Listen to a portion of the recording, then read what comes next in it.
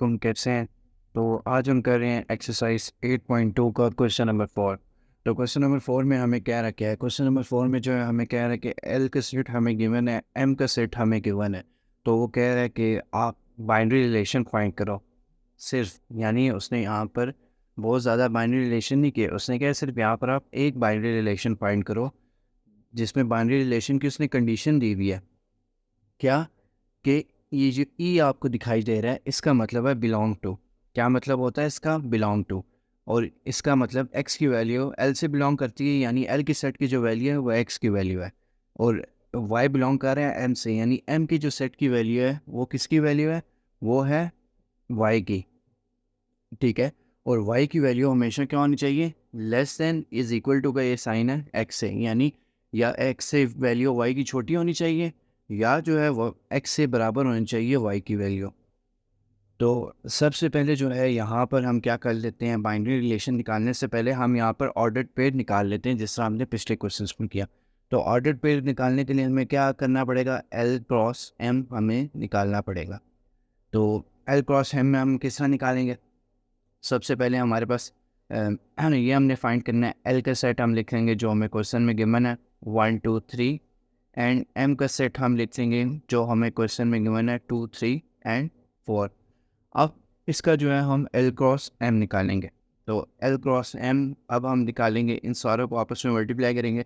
One in सारों से multiply होकर पेयर बनेगा, पहला पेयर 1 2 का बनेगा, कॉमा दूसरा पेयर आपका बनेगा 1 3 का, तीसरा पेयर आपका बनेगा 1 4 का। इसी तरह 2 का 2 2 2 3 2 4 का पेयर बनेगा। 2 का बनेगा हमारे पास 2 2। ठीक है। और फिर उसके बाद 2 का पेयर हमारे पास बनेगा 2 3। फिर 2 का पेयर बनेगा हमारे पास 2 4।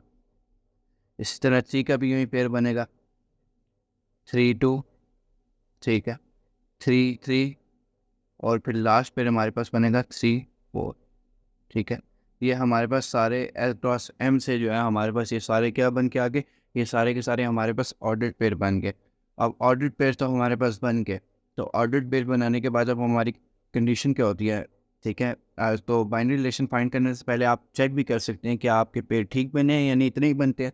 तो मैंने आपको पहले भी बताया था पिछली वीडियो में कि ऑर्डर पेयर आपको किस तरह पता लगेगा आपने पेयर कितने निकालने हैं। तो इस पेयर में कितने एलिमेंट हैं, यानी इस सेट के अंदर कितने एलिमेंट है? 3। एम सेट के अंदर कितने एलिमेंट है? 3। तो 3 × 3 = 9, यानी आपके 9 पेयर होने चाहिए। तो यहाँ पर हम चेक करेंगे 9 ही बन रहे हैं। 1 2 3 4 5 6 7 8 9, यानी 9 ही पेयर बन रहे हैं। तो हमने ऑर्डर पेयर जो है अपने बिल्कुल सही निकालने हैं। इसके बाद जो है हमारे पास आ जाता है जी बाइनरी रिलेशंस। ठीक है। अब हम बाइनरी रिलेशंस फाइंड करते हैं। ठीक है। बाइनरी रिलेशंस निकालने से पहले जो है हमें एक कंडीशन दी हुई है क्वेश्चन में। ठीक है, वो सबसे पहले हम राइट कर लेते हैं और इस कंडीशन के तहत ही हमने बाइनरी रिलेशन निकालने हैं। ठीक है, तो वो कंडीशन लिखते हैं।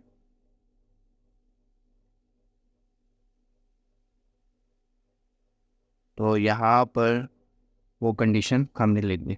अब इस कंडीशन से हट कर अगर हमने जो है बाइनरी रिलेशन निकाले तो हमारे क्या गलत हो जाएंगे। तो हमें जो कंडीशन गिवन है इसी के थ्रू हमने बाइनरी रिलेशन फाइंड करना है और एक ही रिलेशन सिर्फ हमने निकालना है। तो सबसे पहले हमारे पास क्या आ जाएगा, हमें ये रिलेशन क्या रखा है पहले ये समझ लेते हैं। एक्स वाई हमें दिए हुए हैं। तो जो एल के सेट की वैल्यू है, ई का मतलब होता है बिलोंग टू। इस चीज़ का आपका क्या मतलब होता है? Belong to. ठीक है, आपके समझने के लिए लिख रहा हूँ, बिलोंग टू इसका मतलब है ई। एक्स की वैल्यू जो है बिलोंग टू कर रही है एल से, यानी एल की सेट की जो वैल्यू है वो एक्स की वैल्यू है, और वाई की सेट की बिलोंग हो रही है वैल्यू एम से, यानी एम की सेट की जो वैल्यू है वो वाई के सेट की वैल्यू है।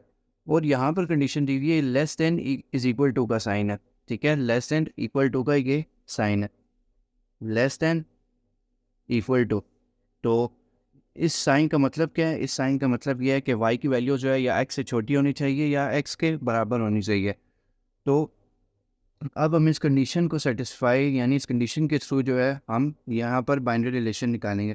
तो सबसे पहले हम रिलेशन निकाल लेते हैं। तो रिलेशन में हम किस तरह निकालते हैं? ठीक है, हम अमूमन तौर पर क्या करते थे, कोई से भी 2 पेयर ले लेते थे, ऑर्डर्ड पेयर में से 3 पेयर ले लेते, 4 पेयर ले लेते। अब यहाँ पर हम कंडीशन के थ्रू ही हम पेयर लेंगे। कंडीशन हमारे पास पहली क्या है? एक्स की वैल्यू, जो भी एल की वैल्यू होगी वो एक्स की वैल्यू से बिलोंग कर रही है, यानी x x belong to L, यानी एल की सेट की वैल्यू एक्स के सेट की वैल्यू होगी। और वाई की वैल्यू क्या है, हमेशा रिलेशन में एक्स से छोटी होनी चाहिए। तो यहाँ पर देखें 1 2 क्योंकि 1 तो एक्स की वैल्यू है, 2 वाई की, 2 तो छोटा नहीं है एक्स से, इसीलिए कंडीशन नहीं लिखेंगे। इसी तरह यहाँ पर 2 2 ये कंडीशन हम लिखेंगे, ये सेट हम लिख लेंगे। कोई से 2 से 3 आपने पेयर ले लेने ऑर्डर पे, ठीक है। क्योंकि यहाँ पर 2 2 इसलिए लिखा क्योंकि उन्होंने कंडीशन लिखी थी कि वाई की वैल्यू एक्स के इक्वल भी हो सकती है और एक्स से छोटी भी हो सकती है। यहाँ पर एक सेटिस्फाई हो रही है, एक्स के बराबर है वाई की वैल्यू। ये जो है आपकी एक्स की वैल्यू है और ये जो है आपकी वाई की वैल्यू है, ये आपके समझाने के लिए, ठीक है। तो अब यहाँ पर अब दूसरा पेयर हम निकाल लेते हैं। अब दूसरा पेयर हम कोई निकाल लेते हैं इसी तरह। देखें ये भी सेटिस्फाई नहीं हो रहा क्योंकि एक्स की वैल्यू वाई से छोटी है, यहाँ भी एक्स की छोटी है वाई की बड़ी है। यहाँ पर अब सेटिस्फाई हो रही है, एक्स की वैल्यू जो है 3 है यानी, और वाई की वैल्यू 2 है। तो अब कंडीशन हमारी क्या थी, वाई की वैल्यू एक्स से छोटी होनी चाहिए। यहाँ पर वाई की वैल्यू एक्स से छोटी है, बिल्कुल है, तो ये हम लिख लेंगे 3 2, ये पेयर भी लिख लेंगे। अब यहाँ पर 3 3 पेयर भी हम लिख लेंगे।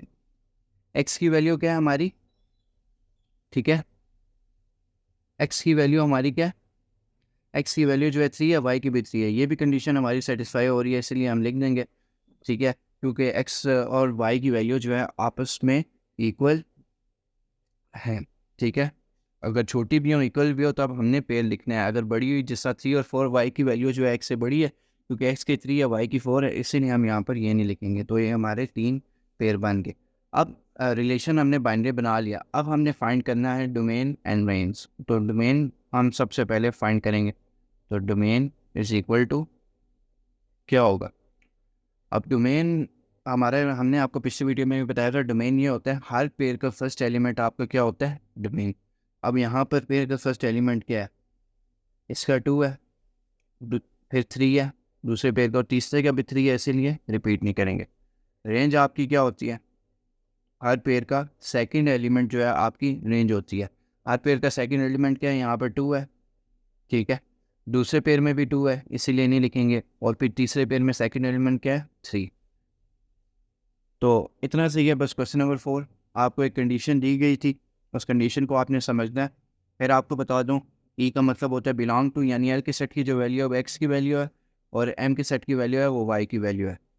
तो यहाँ पर हुआ ये कि यहाँ पर हमने ये किया कि रिलेशन बनाने से पहले हमने देखा कि रिलेशन हमने ऐसे बनाना है कि वाई की वैल्यू एक्स के बराबर होनी चाहिए या एक्स से छोटी होनी चाहिए।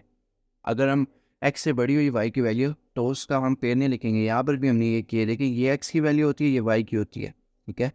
तो यहाँ पर हुआ ये कि वाई की वैल्यू एक्स के बराबर थी, इसीलिए ये पेयर लिखा। यहाँ पर वाई की वैल्यू एक्स से छोटी थी, इसीलिए ये पेयर लिखा। यहाँ पर वाई की वैल्यू एक्स के बराबर थी, इसीलिए हमने यहाँ पर ये पेयर लिखा। और डोमेन रेंज इस तरह फाइंड की, हर पेयर का फर्स्ट एलिमेंट जो है हमारा डोमेन होता है, और हर पेयर का सेकंड एलिमेंट हमारा क्या होता है, रेंज। तो इतना सही था हमारा क्वेश्चन नंबर 3। उम्मीद है आपको समझ आ गई होगी।